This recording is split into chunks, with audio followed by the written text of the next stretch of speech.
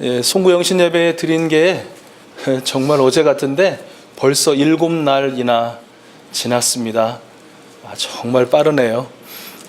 이게 빠른 한 주간 보내면서 국내적으로 많은 일들이 있었지만 그래도 가장 제 생각에 강하게 다가온 것이 있습니다. 그것은 새해 첫 주간 긴박하게 진행되었던 남북한 간의 대화 국면으로서의 전환입니다. 이걸 보면서 지난 12월 첫 번째 주간 저희가 광화문 광장에서 세계 교회와 함께하는 한반도 평화를 위한 기도회를 드렸었는데요. 기억하시죠? 생각났습니다. 전쟁을 내려놓고 평화를 일구어라. 이것이 이제 한 주간 동안 기도의 제목이었는데요. 매섭게 몰아치는 겨울의 칼바람 가득했던 그 광장처럼 어쩌면 냉혹한 일촉즉발의 전쟁의 긴장이 차올랐던 이 땅 한반도에 우리 하나님께서 자비와 긍휼을 베풀어 주셨습니다. 남북한의 대화의 장을 열어주셨고 또 열강들의 다자간 대화의 물꽃 또한 하나님께서 트여주셨습니다. 우리 익수수 가족들을 포함한 기도자들의 간구를 하나님께서 들으심이 아닌가, 들으심인 줄로 믿습니다. 일각의 우려처럼 또 어느 한편의 전략 전술이므로 너무 또 기대하거나 일방통행적인 대화 추구하면 결국 또 다른 실망을 가져올 것이라고 말하는 분들도 계십니다. 이러다가도 단 하루 한순간 또다시 전쟁의 난리와 소문이 이 땅을 덮칠 수도 있을 거라고 이야기하고 합니다.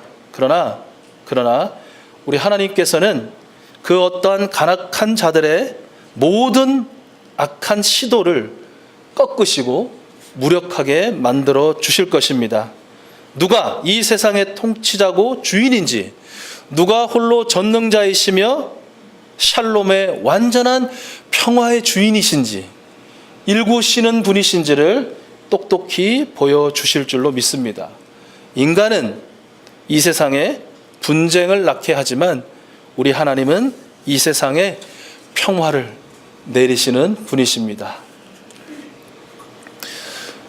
최근 개봉한 영화 중에 개봉한 지 보름도 안 돼서 1000만 명의 관객이 든 영화가 있습니다. 어떤 영화죠? 네, 1000만 명이 봤으면 저희들 중에도 한 4분의 1은 보셨다는 얘기인데 다 안 보신 것 같네요. 신과 함께 이승과 저승 편입니다. 이게 이제 1, 2부이기 때문에 1부가 이승과 저승 편이죠. 보신 분, 손 한번 들어보실래요? 보신 분. 네, 손 내리시고요. 네.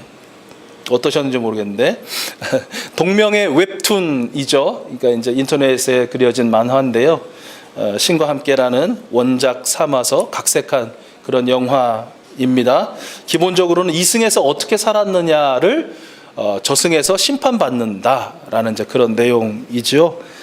심판은 49일 동안 7번의 재판을 통해서 받게 되는데 살인, 나태, 거짓, 불의, 배신, 폭력, 천륜, 부모 자식 간의 관계겠죠. 재판이입니다. 7가지. 그래서 그 모든 재판을 통과해야만 사람으로 환생할 수 있다. 이제 이런 내용이에요. 우리들 말고 이제 따로 여쭤보니까 보신 분 중에는 정말 무서웠대요. 영화를 보시는 내내. 그리고 그런 내용인 줄 알았다면 영화를 안 보셨을 거래요. 제가 깜짝 놀랐어요. 속으로. 아니 무슨 내용인지도 모르고 가셨어요? 보시는 내용 그런 마음이 들었는데 정말 그분은 사전 어떠한 정보도 없이 그냥 신과 함께 하니까 신이 하나님인가? 아니면 다른 신인가? 뭐 또 이런 생각으로 아마 가신 모양이에요. 근데 너무너무 모양과 음향이 무서워가지고 중간에 나오고 싶었다고 그렇게 하시더라고요. 근데 정말 영상과 음향이 무서워서 그랬을까? 그건 아니신 것 같아요. 왜 이렇게 무서울까? 그것은 아마도 만화나 영화적 상상력의 산물이겠지만 끔찍하게 그려진 그 지옥 심판대 앞에 서 있는 그 주인공 모습에 자신의 모습이 오버랩 되어서가 아니었을까. 7가지 재판 하나하나가 이어질수록 그 재판의 내용에 자신의 삶이 겹쳐지면서 자신은 아마도 살인 심판 빼고는 나머지 6개는 거의 모두 심판사항에 해당되기 때문에 그 지옥 어딘가에 갇힐 수밖에 없고 거기에 영원히 살 수밖에 없는 그런 존재다라는 생각에 마음이 좀 많이 어렵고 힘들지 않으셨을까 싶어요. 보신 분들 어떠세요? 그런 생각 안 드셨어요? 야, 내가 이런 지옥 정도는 갇히겠구나. 내가 이런 지옥에서는 이제 더 이상 벗어날 수가 없어서 환생 불가하겠구나라는 그 생각을 하셨을 것 같기도 해요. 아주 쉽게 정말 비유하자면 이 영화는 인간을 원래 타고나기를 100점짜리로 보는 것 같아요. 영화뿐만 아니라 일반 어떤 민속 신앙 같은 것들이 말입니다. 원래 인간은 100점짜리인데 이런저런 이유로 점수를 까먹는 거예요. 그리고 까먹은 점수만큼 왜 까먹은지에 대한 구구절절한 내용 때문에 심판을 받아요. 그리고 극소수를 제외하고는 영원한 지옥에 갇힐 수밖에 없는 그런 존재로 우리 인간을 보고 있는 것 같아요. 어쩜 만약 그렇다면, 정말 이것이 사실이라면 지구의 인구는 몇천 명도 많지 않을까 라는 그런 생각도 가져봐요. 그러나 여러분, 우리 하나님은 우리 인간이 애초부터 100점짜리가 아니라고 말씀하세요. 심지어는 태아조차도 이제 방금 어머니 배에서 이 세상에 나온 갓난 아기조차도 100점짜리가 아니라는 거예요. 모든 인간은 원죄를 가지고 태어났기에 결코 그럴 수 없는 것이죠. 살아가면서 남은 점수조차 이룰 수밖에 없는 존재. 혹 어떻게 하면 점수가 만회될 수 있을까 발부둥치며 그 어떠한 노력을 기울인다 해도 100점짜리는 결코 될 수 없다라는 것이 하나님의 말씀이에요. 모든 사람이 죄를 범하였음에 하나님의 영광에 이르지 못하고 한 번 죽는 것은 사람에게 정하신 것으로 그 후에는 심판이 있을 거예요. 그런데 하나님은 이 세상을 사랑하사 독생자를 주시고 그를 믿는 자마다 멸망치 않고 영생을 얻게 하는 분이십니다. 하나님은 영점에 가까울 우리를 불쌍히 여기셔서 오직 예수 그리스도를 모시어 드림으로 100점짜리가 되게 하시는 분이시라는 거예요. 예수 그리스도를 모시어 드리면 그것이면 족한 것이에요. 예수 그리스도를 모시어 드렸다는 것은 천지 만물의 창조주이신 성부 하나님을 모시어 드린 것이고 영원한 보혜사 되시고 인도자가 되시는 성령 하나님을 모시어 드린 것이 되기 때문에 그렇습니다. 인간은 인간을 심판하고 저주하지만 하나님은 인간을 축복하고 구원하는 분이십니다. 하나님은 사랑의 하나님이셔요. 제가 이 2가지 이야기를 통해서 하나님은 평화를 이 땅에 베푸시는 분이고 하나님은 사랑의 하나님이시라고 했습니다. 왜 하나님은 이 땅에 평화를 내리시고 왜 하나님은 이 세상, 즉 저와 여러분 우리 모두를 사랑하시는 걸까요? 하나님은 도대체 왜 그러시는 걸까요? 그것이 바로 오늘 창세기 1장 1절 태초에 하나님이 천지를 창조하시니라 라는 이 말씀 가운데 정확한 답이, 유일무이한 답이 기록되어 있는 것입니다. 하나님이 천지를 창조하셨기 때문이다. 이 말씀은요, 어떤 의미를 담고 있을까요? 많은 의미를 담고 있겠지만 바로 그것은 바로 하나님이 가장 먼저 계셨다라는 것입니다. 하나님이 가장 먼저 계신다라는 것입니다. 그리고 난 후에 그 하나님이 천지를 지으셨다라는 것이죠. 다른 말로 하면 그분에게 지음받은 모든 피조물에게 하나님은 그 어떤 것보다 우선이라는 것입니다. 하나님은 그 어떤 것보다 우선이다. 여러분이 많이 보시는 그 메시지 성경 있죠? 헨리 나우엔 선생님이 쓰신, 그분은 창세기 머릿말에서 이런 글을 쓰고 계시더라고요. 하나님은 먼저 계신다. 그리고 하나님은 삶을 주관하시고 그래서 우리의 삶의 기초다. 하나님이 그 어떤 것보다 우선이라는 의식이 없다면 우리는 어느 것 하나 똑바로 이해할 수 없다. 삶을 바로 이해할 수 없을 뿐만 아니라 삶을 제대로 살아갈 수 없다. 하나님은 가장자리에 계신 분이 아니고 선택사항 중 하나도 아니고 주일에만 뵙는 분도 아니다. 하나님은 중심과 주변 어디에나 계신 분이고 처음이며 마지막이신 분이다. 그리고 이 짧은 한 문장이 마음에 울림으로 다가오더라고요. 그 문장이 뭐였냐면 오직 하나님이시다. 오직 하나님이시다. 창조자 하나님, 구원자 하나님, 그리고 심판주 하나님. 사랑하는 우리 익수수 가족들 한 분 한 분이 우리의 주인이신 하나님, 그리고 우리를 사랑하시는 하나님, 그 하나님 앞에서라는, 수도 없이 들었을 코람데오 하나님 앞에서라는 한 해를, 그 삶을 다시 한번 마음에 다지시는 새해 벽두, 그리고 오늘 첫 번째 주일 될 수 있기를 소원합니다.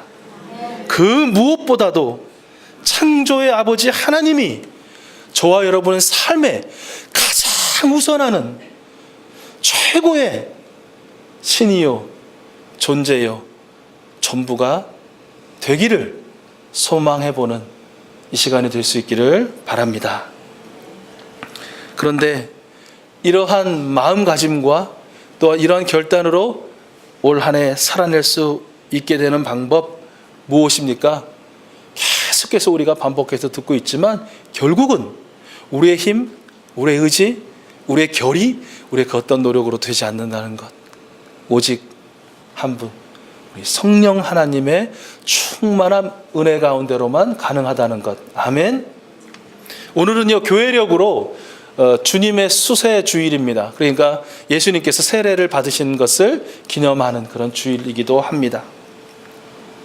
우리 예수님께서 공생애를 시작하시면서 가장 먼저 하신 일이 세례를 받으신 것이죠. 그리고 오늘 마가복음 1장 말씀을 함께 읽고 보신 것처럼 세례를 받으실 때에 하나님의 영이신 성령님의 임재를 우리 주 예수 그리스도님 또한 경험하셨고, 그리고 그 성령님의 충만함으로 인하여 첫 번째 광야에서의 40일 사역 시험부터 십자가 지시기까지 그의 공생의 3년을 우리 하나님의 기쁨과 하나님의 영광된 하나님의 뜻을 이루는 사명자의 삶을 살았음을 우리는 알고 있습니다. 마찬가지로 우리 또한 성령의 임재를, 성령의 충만함을 날마다 순간마다 경험하지 않는다면 우리의 삶 결코 살아갈 수 없다라는 것 오늘 다시 확인받습니다. 여러분, 우리의 신앙이라는 것은 액세서리가 아닌 것, 우리의 삶의 일부분이 아닌 것 잘 아시지요? 우리의 신앙은 우리의 삶 전체입니다. 그래서 힘든 것입니다. 액세서리 같으면, 부분적인 것 같으면 뗐다 붙였다 달았다 풀어놨다 입었다 벗었다 할 수 있는데, 이건 그냥 몸이거든요. 이건 그냥 정신이고 영이고 그냥 삶 전체이거든요. 그러니까 힘든 거예요. 왜요? 우리에게는 두 주인을 섬기려 하는 갈등이 언제나 있기 때문에 그래요. 그러나 두 주인을 섬길 수는 없어요. 결국은 어느 한편에 섬긴 주인에게로 우리는 마지막에 나갈 거예요. 그리고 그 결국을 맞이할 수밖에 없어요. 예수님이 공생의 내내 아무 갈등 없으셨나요? 아무 고민 없으셨나요? 아니죠. 말씀드린 것처럼 그 시작 광야의 40일 금식하시는 시험부터 마지막 그 고난의 십자가까지 우리 예수님에게도 정말 많은 사탄과 마귀와 인간과 사랑했던 사람들로부터 유혹이 끊이지 않았습니다. 너의 주인은 따로 있다고 유혹하고, 아니 내 자신이 주인이라고, 그러니까 네가 주인이 되라고 했던 너무 많은 유혹들이 끊임없이 주어졌습니다. 마찬가지로 이 땅을 살아가는 저와 여러분에게도 올 한 해 끊임없는 유혹이 우리를 힘들게 할 것입니다. 두 주인을 섬기려고 하는 죄의 관성이 70년을 살았으면 70배만큼, 20년을 살았으면 20배만큼, 50년을 살았으면 50배만큼 지독하게 무겁고 힘든 것입니다. 여전히 그것은 우리를 갈팡질팡하게 만들 것입니다. 그러나 우리 예수님이 그 모든 유혹과 시험과 죄의 관성을 늘 하나님 가운데 나아가시고 성령의 충만함, 즉 철저하고 전폭적인 성령님의 인도하심에 순종함을 따라서 당신의 사명을 다 해내셨듯이, 그리고 부활, 영광, 승리의 면류관을 받아 쓰셨듯이 저와 여러분, 우리 익수수 가족들 또한 날마다 하나님과의 관계 가운데에 나아가며 성령 충만함, 즉 성령의 충만함에 전폭적이고 또 완전한 순종을 통해서 우리 하나님께서 주신 사명을 다하는 사명자의 삶을 살게 될 줄로 믿습니다. 그리고 우리 하나님께로 돌아가게 될 줄로 믿습니다. 저와 여러분 가운데 이미 오셨고 우리 가운데 늘 가득 차 계신 우리 성령님은 우리를 참된 생명 안에서 살도록 이끌어 주실 것입니다. 무균, 무해, 무죄의 세상이 아니라 여전히 죄악과 불의, 탐욕과 거짓이 난무하고 살인과 포갑이 기승을 부리는 이 세상이지만 우리 성령님은 그 가운데서 우리를 도와주십니다. 우리를 지켜주십니다. 우리가 참된 생명으로 나아가도록 위로하시고 격려하시고 용기를 북돋아 주실 줄로 믿습니다. 며칠 전에 잠깐 이렇게 좀 멍하고 있는데요, 얼핏 드는 생각이 하나 있더라고요. 이제 한 해가 갔구나, 나이가 한 살을 더 먹었구나, 이러면서 제가 이렇게 헤아리게 된 것이 하나 있어요. 그것은 만약에 제가 65세까지 이 목회를 하고 은퇴를 한다 면 이제 만 17년 정도가 남았더라고요. 자, 17년이 남았어요. 많이 남았어요, 적게 남았어요, 여러분 생각하실 때? 네. 지겨워. 17년 동안 저 양반이 우리 교회에서 은퇴를 한다면 내가 저 사람하고 17년을 이렇게 지내야 되나? 뭐 이런 생각이 있으시면 이제 길게 느껴지실 것 같기도 하고, 또 어떤 분들은 좀 짧게 느껴지실 수도 있을 것 같은데요. 그런데 제가 생각해 보니까요, 제가 2000년에 신대원을 졸업하고 처음 전임 사역자가 되었거든요. 그러니까 그전에는 뭐 교학교 교사나 청년부 임원이나 아니면 파트 전도사 이런 거 하다가 이제는 교회 내내 교회에서 제공하는 사택에 살면서 24시간 교회 안에 머물면서 이제 지내는 거를 2000년 했어요. 그러니까 작년까지 딱 만 17년을 제가 전임 사역했어요. 근데 똑같은 시기만 남은 거예요. 근데 제가 생각했던 앞에 17년이요, 전임 사역됐다고 긴장하면서 어느 교회 가서 조금 있다가 청년부 맡고 월드컵에 환호하다가 제가 이렇게 좋아했던 분이 또 뭐 대통령이 되시고 뭐 어쩌고 뭐 함께 또 지나고 어쩌고 하고 그 교회에 이제 목사님이 교체되셔서 잠시 대전에 내려가서 2년 있다가 서울 올라와서 제가 오기 전 교회에 7년 있고, 그리고 우리 교회 와가지고 지금 2년 조금 지난, 그게 17년이에요.